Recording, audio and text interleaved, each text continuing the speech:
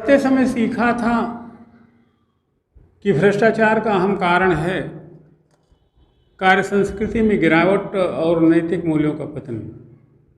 बड़े टॉपिक हैं नैतिक मूल्य, उसको समझना समझाना तो बड़ा दुष्कर कार्य है। ये तो साधु संत नहीं समझा पाए, हम तो साधारण आदमी हैं। बट वर्क कल्चर हम देखते हैं तो आज पूरे विश्व की वर्क कल्चर में, कार्य संस्कृति में भारी गिरावट आई है। कोई काम ही नहीं करना चाहता है, काम करने को श्रेष्ठता से जोड़ दिया। आई मीन जो काम करेगा वो कुलीन नहीं है, वो श्रेष्ठ नहीं है, वो गरीब है, वंचित है, मजदूर है।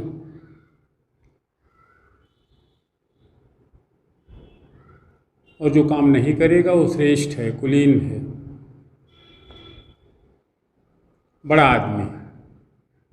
इसी सोशल डायनेमिक्स में हम जी रहे हैं। काम करो घटिया आदमी हो, काम न करो बड़े आदमी हो। तो कार्य संस्कृति के गिरावट के इस कालखंड में केवल जीडीपी की धूम है, जीडीपी बढ़े। अरे यार काम ही नहीं हो रहा तो जीडीपी कहाँ से बढ़ेगी? बट बढ़ रही कागजों में जीडीपी। बढ़ती जीडीपी रोजगार के नए अवसर का सृजन करती, सामाजिक का संतुलन मिटाती, गरीब अमीर के बीच की खाई मिटाती, गांव और शहर के बीच की दूरी कम करती, तो माना जाता जीडीपी बढ़ रहा है, आर्थिक समृद्धि दर बढ़ रहा है, समावेशी विकास हो रहा है। वो तो हो ही नहीं रहा, तो जीडीपी की बढ़त का मतलब क्या? फिलहाल आज का जो समय है वो जीडीपी के बढ़त का है, उपभोक्तावादी संस्कृति का है, सुविधा भोग का है, ज़्यादा से ज़्यादा उत्पादन का है, और हथियारों की होड़ का है, वैक्सीनों के निर्माण का है, और फिर नई बीमारी के इंतजार का। यही चल रहा आज। नस्ली श्रेष्ठता, खुद को सामान्य से अलग मानने के भाव और इसी तरह की अहमन्यता से आज पूरा विश्व हलकान है। ऐसे में क्या होगा, नई पीढ़ी क्या पाएगी, यह सोचने का विषय है। कभी कभी तो ऐसा लगता है कि कोरोना हमारे कारण नहीं, उनके कारण है। और बहुधा तो ऐसा भी लगता है कि कोरोना है भी कि नहीं, और यदि है भी तो इसके पीछे छिपे हुए निहितार्थ क्या है, मोटिव्स क्या है। जो भी हो, लेकिन वर्तमान विश्व संकट में है, मानव पीड़ित है, सरलता छिन गई है, विश्वास भाव में न्यूनता आई है। वक्ती जरूरत है कि सरकार, समाज, व्यक्ति व समय समस्या के निराकरण हेतु कुछ संकल्प ले।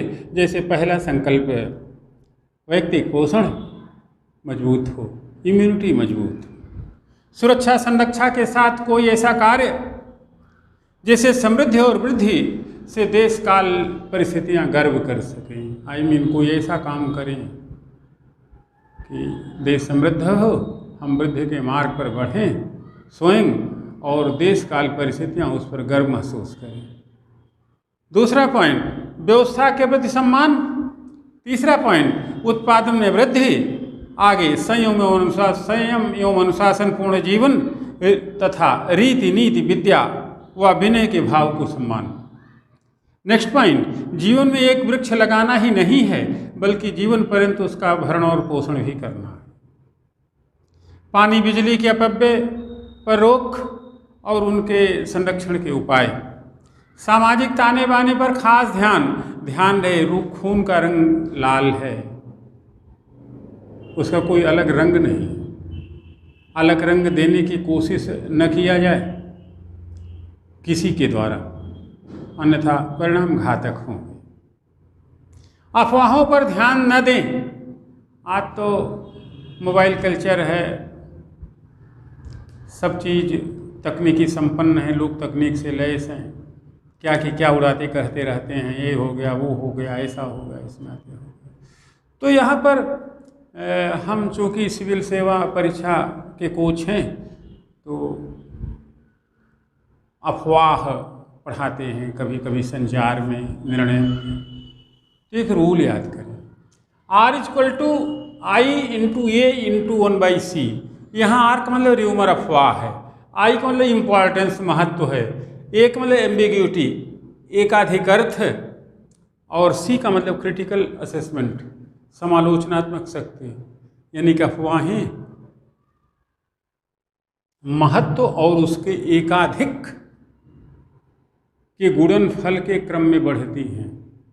वो जितनी महत्वपूर्ण होंगी, जितना ज़्यादा अर्थ रखेंगी, उतना ज़्यादा।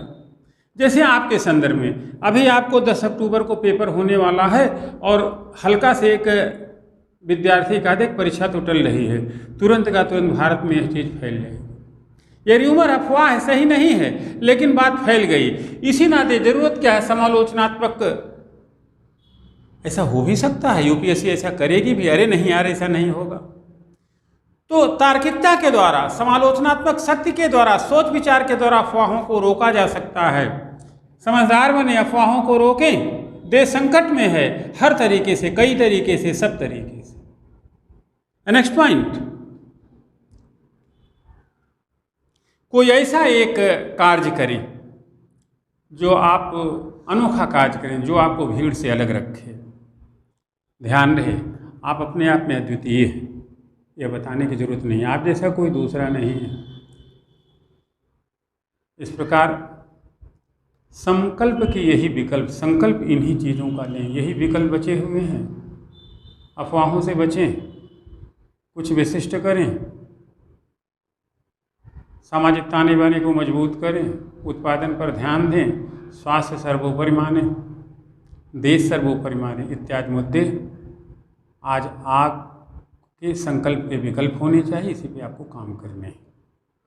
मानवता को बचाने के लिए यही विकल्प अच्छे रहेंगे। एक बात और, जैसा कि हम भारतीय सोचते हैं खलकान के देश में एक मसीहा पैदा होगा, जादू की छड़ी लाएगा, सारी समस्याओं को निपटा देगा। हलकान मतलब ऐसे उठा पटक, अंतर्द्वंद के समय में। ध्यान रहे, मैं स्पष्ट कर दूं, कोई मसीहा वसीहा पैदा नहीं होगा। अभी पाप कर्म इतने बढ़े नहीं हैं कि डूम्स आ जाए या भगवान को आना पड़े। अब भगवान की इतनी फुर्सत भी नहीं है, वो भी आएंगी नहीं। आज का काम आपको खुद निपटाना पड़ेगा। कोरोना से बचने का उपाय खुद ढूंढना पड़ेगा। अगर कोरोना का संबंध प्रतिरक्षा तंत्र की मजबूती से है, स्वास्थ्य से है, पोषण से है, तो उसे करो ना भाई, अपनी सीमा में। मास्क पहनो, 2 गज दूरी का पालन करो, जो है टीका लगवाओ, इत्यादि इत्यादि सरकार तमाम व्यवस्था कर रही है। कहाँ कोरोना है तो करना खुद पड़ेगा। अब सोचिए, करिए और भगाइए कोरोना को। विश्वास रखें, वह भाग जाएगा। इतने समर्थ हैं आप।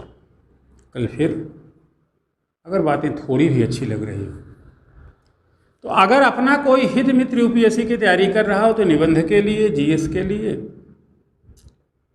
और अगर सामान्य तौर पर हो तो पूरे भारत, पूरे विश्व में से फैलाइए। अच्छी बातें हैं देश और समाज के लिए। धन्यवाद। 20वीं कड़ी के साथ जल्दी फिर मिलते हैं। अनंत शुभकामनाएं, ढेर सारा धन्यवाद और प्यार।